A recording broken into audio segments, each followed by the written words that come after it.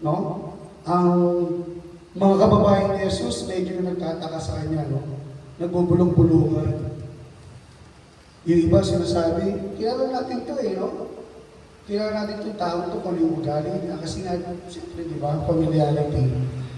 Magtataka sila, bakit sinabi ni Jesus yung, parang na-skandalo sila, ha? Bumaba sa langit eh. Kilala natin mga magulang yun eh. Sila Maria at Jose. Di ba? Di ba kapatid nila sila Maria, Santiago? Nagbubulong-bulungan, no? Para bang sa pagbubulungan, doon na nabubuyo, chismis.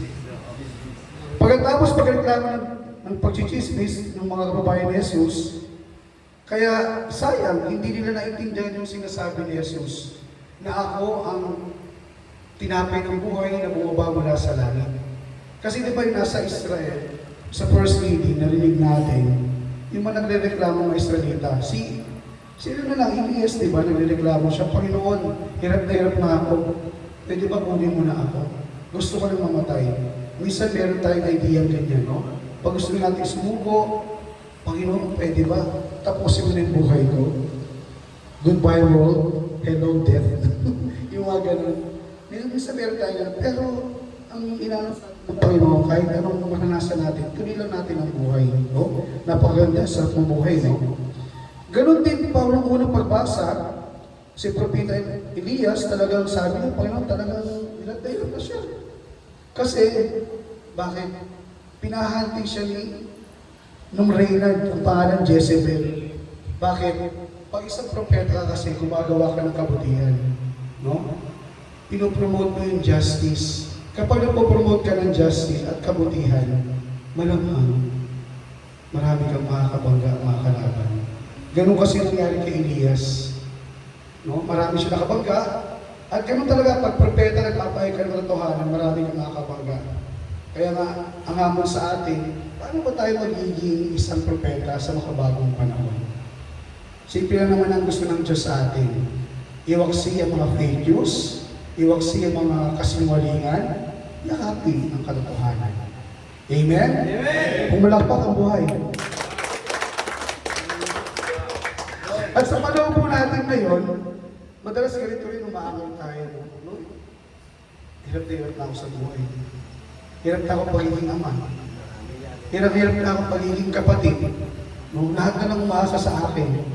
Hindi ako exempted dyan, ha? Bisa nakakaranas din ako ng ganyan. Lahat naman tayo, no? We share same experience. Porque papare ako, exempted na ako. Kung ano yung naranasan niyo, ganun din. Naranasan ko. Yun nga lang, siyempre, ang focus natin ay talaga nasa Panginoon, no? Siya ang lahat, siya ang mga solve ng mga problema. Sabi nga po sa isang sociology book, ang isa raw average ng tao ang sinasabi niya kada araw ay 18,000 words a day. Pero karamihan dito sa mga salitang ito ay walang kwenta. Nonsense. Konti lang yung mga sinasabi natin. Konti lang yung dami ng 18,000 words. Grabe, walang kwenta. Totoo yun. Sabi ko, ang galing naman itong sociologist at pati ganun din lang, 18,000 words a day average ha. Pero konti lang doon yung mga encouraging words. But most of them, ginagamit natin sa chismis. Yes, Marites, no? Bakit pa iba sa ating favorite pastime ang chismis, ang Marites? Sabi ng ano, according to psychologists and social scientists, meron daw 4 na uri ng chismis o 4 kinds of gossip. Number 1, yung tinatawag natin angry gossip. Yung ito ay pag galit ka sa tao, i-chismis mo siya. Pag galit ka dito, hindi mo siya kausapin directly. No? Ibang tao kausapin mo. Para sabihin niyo sa mga loob mo. Kung gusto mong magiganti, ayun. Kumbaga nalalaman pa yung sinasabi niya sa ibang tao. Kaya ang tawag doon ay chismis, no? Kasi ayaw mong makaharap yung tao yun at para may labas yung galit mo, no? Kinichismis mo na lang siya. Ikalawa, yung tinatawag natin envy gossip. Envy gossip, yung dahil ingit ka, nawala ka na meron siya, o baliktad, vice versa, nawala siya meron, ay ingit ka, bakit kaya? Minsan ganun tayo, no? Pag magkapit bahay natin, uy, maasenso. Minsan ginagawa natin ang kwento. O kaya naman masenso yun dahil drug lord siya. Yung kanyang yaman ay galing sa mga masama. Hindi naman sa kabutihan eh. Kaya naman tayo, minsan ganun tayo. No? Inggit ang umihira sa atin. Mayroon siya na wala tayo. Instead, pagbutihin sana natin yung sarili natin, doon tayo nakapokus sa Kanya. Gagawin natin para sirain ang Kanyang pangalan sa pamamagitan ng chismis. Para ibaba at sirain dahil naiingit tayo sa Kanya. Yung ikaw daw, ito tinatawag na entertaining or amusing gossip. Ito ba yung chismis na pabida-bida? Na siya lang maalam ng lahat? Yung ibang kaibigan niya, tutuwa na lang kang oh yes, ikaw na, kaysa sa ikaw na. Pabida-bida ba? Yung may mga ganun no? Puro bida at bida pang lagi. No? Lahat ay pasahero. Tutuwa ka kasi nga, monopoly of knowledge. Di ba? Ikaw lang kakalalang doon sa tao, ikaw lang, di ba? Ikaw na nga, ikaw lang bumangka. So yung ganung mga tao, no? Yung pang-apat, yung pinakalas, insecure gossip. Ito yung chismis na kadalasan, konti lang yung kaibigan. Bakit? Dahil wala siyang tiwala sa mga tao na nakapaligid sa kanya. Wala siyang pinagkakatiwalaan. At para maging close sa iyo, sisiraan yung best friend mo. Pag nasiraan mo, siyempre, pupunta sa iyo, magiging friend na kayo. Magiging friends na kayo, no? Ito yung mga taong talagang insecure, no? Wala naman dapat ika-insecure. I remember my Paris place, kapag minsan nagkukwento ibang mga pare, yung galing ni ganito, kasi papamukha sa kanya, sabihin lang ng Paris place ko, hindi ako insecure. Hindi ako affected. Yun ang sinasabi niya. Kaya sabi ko, okay yung style na gano'n.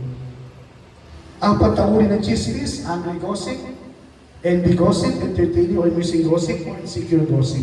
Pero ano bang issue rito? Ano bang mga issue sa mga pagbasa? Yun lang naman, talking too much and gossip did not solve the problem. Walang narulutas sa bulong-bulungan, katulad ginawa ng mga Hudyo. Nagbubulong-bulungan, reklamo, chismis. At ano daw ang kailangan natin gawin para maiwasan ito? Sabi po ng ating Panginoong Hesus sa Ebanghelyo, ang bawat nakikinig sa Ama ay natututo. At sila ay lalapit sa akin. So, dalawang bagay. Makinig at lumapit. Makinig tayo sa Diyos, sa mga salita. Kaya kanina mga binasa ni Riley, ni Mike.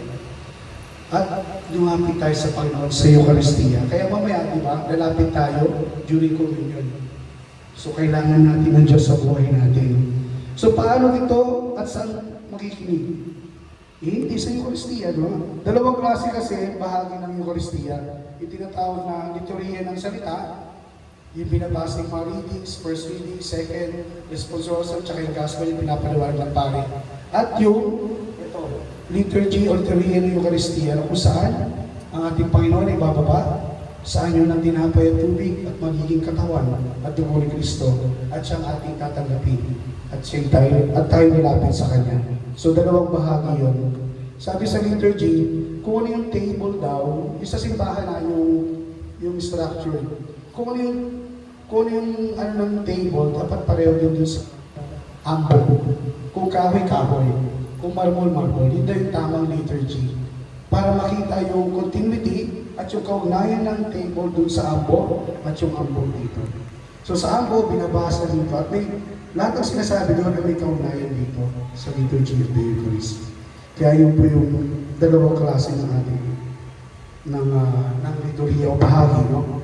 Paalala po sa ating mga kapatid, bago tayo magreklamo sa Diyos, bago natin sirain ang ating kapwa sa pamagitan ng chismis, listen first to God and approach Jesus. Kung may tanong tayo sa buhay, kung sawa na tayo sa buhay natin, kung galit tayo sa mundo, at yung feeling mo, kaaway mo ang lahat ng tao na kapaligid sa'yo, kung naiinis ka, at kung gusto mong kumante, kapatid, magsimpa ka muna para magsadsal yung galit mo. Di ba? Katulad ng narinig natin, no? Yung galit, dapat may sabi sa Paul, huwag nating pairanin. huwag tayo na magalit sa bawat isa kasi ibang nagagawa ng galit, no? Hindi lang galit, pag rage ka talaga, no? Parang gusto mo nang saktan yung tao. Kaya kapatid, pag gano'n ang pakiramdam, simba muna, makinig muna, no? Sa misa. Para wala nang bulong-bulungan, reklamo o chismis. Malaga po ang salitang may iniwan sa atin ni Jesus. Ang bawat nakikinig sa Ama at napuluto ay lalapit sa akin. Kung talaga nandun tayo sa mga salita ng Diyos, lalapit tayo sa Kanya. Kaya makinig at lumapit. Naway sa misang ito, matutunan natin makinig lagi sa Diyos. Hindi lang basta makinig, isang buhay kanyang mga salita at lumapit tayo sa Kanya pag may mga mabigat na problema na tayo. Remember, sabi niya, di ba? Kayong nabibigatan, lumapit kayo sa akin. Paghagaan ko ang inyong mga dalangin. Amen. Usin kayo po tayo lahat.